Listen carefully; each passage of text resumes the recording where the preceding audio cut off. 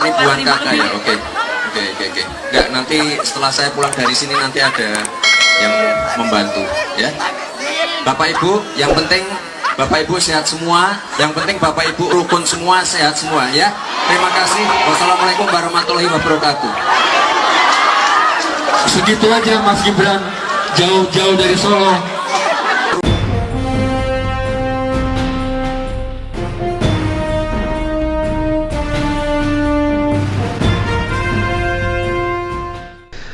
Assalamualaikum warahmatullahi wabarakatuh. Teman-teman, jumpa kembali dengan NJ Channel yang membahas berita teraktual, terhangat, dan sedang menjadi perbincangan publik.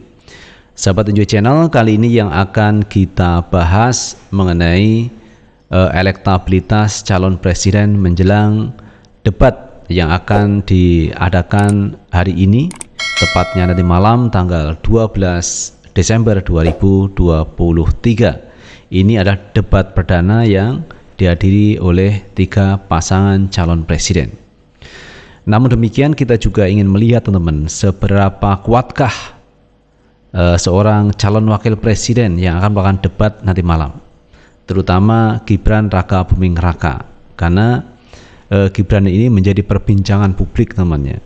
Pertama yang dibicarakan itu karena Gibran itu naik menjadi calon wakil presiden itu atas keputusan dari MK yang membolehkan Gibran maju sebagai calon wakil presiden dengan keputusan mengenai syarat calon wakil presiden yang itu diperbolehkan usia 40 tahun atau sedang menjabat atau punya pengalaman sebagai kepala daerah. Nah, klausul inilah yang membuat Gibran bisa maju untuk menjadi calon wakil presiden, dan ini menjadi perbincangan publik. Kenapa begitu? Setelah keputusan itu diputuskan oleh pihak MK, ternyata ketua MK-nya ini terkena pasal yaitu melanggar kode etik. Nah, artinya apa? Keputusan yang dihasilkan tentu ini melanggar kode etik. Namun demikian, Gibran tetap melaju menjadi calon wakil presiden. Namun demikian, kita juga mempertanyakan kapasitas Gibran sebagai calon wakil presiden. Karena kalau kita lihat kemarin teman-teman, ada pernyataan Gibran bahwa ibu hamil itu harus dicek tentang asam sulfat yodiumnya. Nah, ini yang menjadi pertanyaan publik. Masa asam sulfat diminum oleh ibu hamil? Kan berbahaya. Asam sulfat itu zat kimia teman-teman ya. Zat kimia bukan diperuntukkan untuk manusia, tetapi bisa dipakai untuk pembangkit listrik yang ada di motor, misalkan air aki temannya, itu mengandung asam sulfat. Masa diminum oleh ibu hamil? Kan berbahaya. Nah, inilah yang menjadi perbincangan publik yang dilakukan Gibran. Tidak hanya itu teman ya, tidak hanya itu. Kemarin itu Gibran diundang oleh para relawan yang akan mendeklarasikan mendukung Gibran dan Prabowo. Tetapi apa yang disampaikan Gibran itu hanya sekitar 2 menit. Masa jauh-jauh dari Solo datang ke Cilincing, Jakarta Utara agar menyampaikan pidato politiknya, ternyata hanya 2 menit. Nah, ini juga menjadi perbincangan publik teman terkait yang dilakukan Gibran. Coba kita lihat video yang satu ini.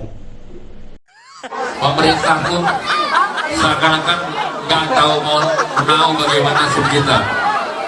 Mereka kata, betul kamu? Ya kan? Sekarang kita suarain bagaimana Mas Gibran punya sesuatu untuk kita yang akan kita dengar dan kita rekam bersama-sama. Saya akan langsung ke Mas Gibran untuk menyampaikan apa yang seharusnya kami dengar. Dipersilakan. 4.000-an kakak ya. Oke. Enggak, nanti setelah saya pulang dari sini nanti ada yang membantu ya. Bapak Ibu, yang penting Bapak Ibu sehat semua, yang penting Bapak Ibu rukun semua, sehat semua ya. Terima kasih. Wassalamualaikum warahmatullahi wabarakatuh. Segitu aja Mas Gibran, jauh-jauh dari Solo. Nah, itu sahabat NJ Channel terkait apa yang disampaikan Gibran. Padahal ini relawan yang akan mendukung Gibran dan Prabowo untuk sukses di 2024. Tetapi pernyataan Gibran ya hanya sekitar 2 menitan. Yang sebelumnya itu sebenarnya diawali terkait sertifikasi untuk tenaga kerja atau buruh di pelabuhan. Itu kan minta terkait sertifikasi dan itu akan diurus Gibran. Namun demikian teman-teman, yang disampaikan Gibran itu hanya sekedar kalimat kata-kata yang cukup pendek. Tidak mampu menarasikan kalimat yang panjang. Karena tentunya warga masyarakat ingin mendengar apa yang disampaikan Gibran. Visi misinya, kemudian bagaimana Indonesia ke depan, bagaimana dia nanti di pemerintahan dan seterusnya. Ini kan banyak ditunggu warga. Cuman masalahnya yang disampaikan Gibran cuman segitu. Belum lagi teman, ketika Gibran itu ditanya terkait harga-harga naik, bagaimana untuk mengendalikan harga biar harga ini tidak melambung tinggi di akhir tahun ini. Namun demikian jawaban Gibran tidak sesuai apa yang diharapkan. Coba kita tonton video yang satu ini terkait yang disampaikan Gibran kepada masyarakat mengenai bagaimana mengendalikan harga agar tidak melonjak tinggi. Kita tonton video yang satu ini. Mas, apa rencananya Mas untuk menstabilkan harga ini? Gini ya? Enggak, apa akhir tahun kan memang harganya lagi naik semua nih Bu ya. Insya Allah awal tahun udah stabil ya. Nah, ini dari sisi konsumen ini. Ya Pak. Nah itu teman-teman jawaban dari Gibran. Padahal yang diinginkan itu warga masyarakat bagaimana cara mengendalikan harga agar tidak naik. Dan dia menjawabnya ya enteng-enteng aja teman, karena di akhir tahun ini biasanya harga naik, nanti di awal tahun akan stabil. Nah ini kan jawaban yang sebenarnya tidak diinginkan oleh publik. Kalau seperti itu semua orang tahu terkait harga, waktunya naik, waktunya turun, ya turun, kan seperti itu. Tapi sebenarnya kan bukan itu yang diinginkan warga masyarakat. Jadi sekali lagi teman-teman, ini menyangkut kapasitas, menyangkut kemampuan seorang Gibran Rakabuming Raka. Nah teman-teman, tidak hanya Gibran yang disorot oleh publik, ternyata Pak Prabowo juga begitu disorot oleh publik. Termasuk juga ini ada kader PDIP yang mensikapi, yang mengkritisi terkait yang dilakukan oleh Pak Prabowo terkait programnya, yaitu makan siang gratis dan bagi-bagi susu. Nah ini juga dikritisi oleh pendukung Pak Ganjar Mahfud MD. Nah teman-teman, untuk lebih jelasnya coba kita tonton video yang satu ini. Seorang capres yang segala persoalan jawabannya makan siang gratis, itu sama dengan kalau gitu obat itu obat generik. Obat ini ya ini, obat flu ya ini, obat sakit pinggang ya ini, obat encok ya ini, sama obatnya. Prabowo memperlakukan gitu. Bung, tadi ada mental health, ada pertanyaan tentang mental health, rakyat pada stres, gampang bingung. Oh itu makan siang gratis. Oh bagaimana Pak Prabowo? Itu zaman ini banyak anak-anak stunting. Oh stunting itu dikasih makan, minum susu. Semua persoalan jawabannya makan siang dan minum susu, karena Prabowo malas berpikir untuk menemukan persoalan yang sebenarnya. Ya malas lah. Atau nggak malas ya nggak bisa. Prabowo untuk membuat bangsanya terhormat, dia membentak-bentak Tuhan. Tuhan, beri saya kesempatan sebelum kau panggil aku, beri aku kesempatan. Ya Tuhan, sebelum kau panggil aku, berilah kesempatan kepada aku untuk memberi makan seluruh anak Indonesia. Kesempatan apa? Ya aku minta kekuatan, aku minta kekuasaan, aku minta mandat rakyat. Kalau mandat rakyat nggak dikasih ya nggak apa-apa, kalah ya nggak apa-apa. Aku pensiun, mau naik gunung. Prabowo mau naik gunung, Bung. Mari kita dukung, Bung. Kita dukung Prabowo naik gunung. Jadi kita anterin nanti dia itu naik gunung, kita tepuk tangan. Ayo Prabowo naik gunung, ayo wow, naik gunung, pensiun, wow, pensiun. Biar Ganjar yang jadi presiden. Lalu pensiun aja udah. Nggak usah aneh-aneh dah. Nah itu sahabat Enjoy Channel terkait kritikan, pendapat, masukan, saran dari pendukung dari Ganjar Pranowo. Dan saya pikir ini wajar teman, karena memang yang disampaikan Pak Prabowo menimbulkan banyak pertanyaan. Seperti Pak Prabowo itu berdoa sambil teriak-teriak seperti tadi teman ya. Padahal doa itu kalau bisa teman dengan suara yang lembut, yang lirih.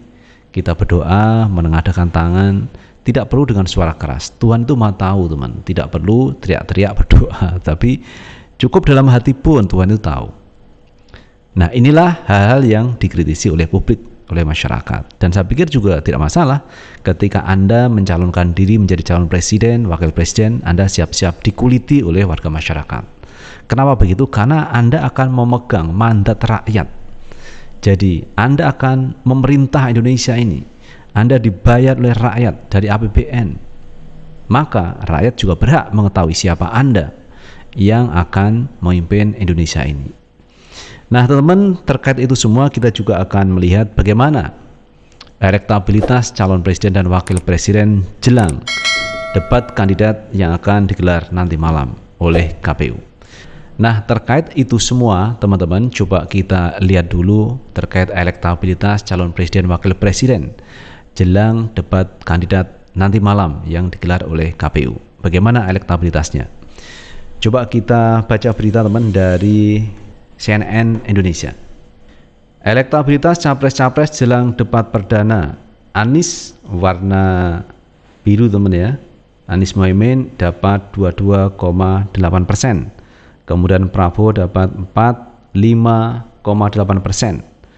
Ganjar Mahfud 25,6%. Jadi indikator ini yang menang adalah Pak Prabowo Subianto. Kemudian LSI, kita lihat LSI yang menang Pak Prabowo. Kemudian yang kedua Ganjar, yang ketiga Anies. Berikutnya kemudian Populi, ini yang menang juga Prabowo. Poltreking yang menang Prabowo, LSI yang menang Prabowo, kemudian Litbang Kompas Prabowo, kemudian Polstat ini Prabowo. Yang kedua Ganjar, yang ketiga Anies. Rata-rata seperti itu teman ya. Kemudian kalau kita lihat sebaran elektabilitas versi LSI, kita lihat warna biru Anies, warna kuning Prabowo, kemudian Ganjar Mahfud ini warna merah. Jadi sebaran ini menunjukkan teman, Prabowo mendominasi ya di Sumatera, Banten, Jakarta, Jawa Barat. Kalau Jawa Tengah ini didominasi oleh PDIP, Jawa Timur oleh Prabowo, Bali NTT ini Prabowo juga, Kalimantan Prabowo, Sulawesi Prabowo, Pak Maluku Papua ini PDIP teman, PDIP mendominasi. Jadi kalau kita melihat hasil survei memang menunjukkan bahwa dominasi Prabowo lebih kuat teman-teman di wilayah Indonesia ya, di wilayah Indonesia. Tetapi ini hasil survei teman ya, yang juga kita belum yakin bahwa apakah hasil survei ini menunjukkan tingkat kebenaran yang realistis. Karena kalau kita melihat teman, di berbagai tempat ketika Pak Anies Baswedan ini datang berkampanye, ini ribuan bahkan jutaan orang hadir di sana. Bagaimana dengan lembaga survei? Sementara lembaga survei menunjukkan angka yang kecil untuk Anies Baswedan. Maka dari itu teman ya, kita tidak begitu percaya kepada lembaga survei. Yang kita percaya nanti adalah realnya. Jadi real pada waktu Pilpres, waktu pemilu tanggal 14 Februari 2024 nanti. Siapakah yang akan diberi mandat oleh rakyat, itulah yang akan menjadi Presiden Republik Indonesia. Itu sahabat Enjoy Channel yang bisa kita bahas. Terima kasih sudah menonton. Jangan lupa tetap like, subscribe, share, dan komen di channel ini agar kita bisa membangun channel ini menjadi lebih baik lagi. Sukses selalu. Assalamualaikum warahmatullahi wabarakatuh.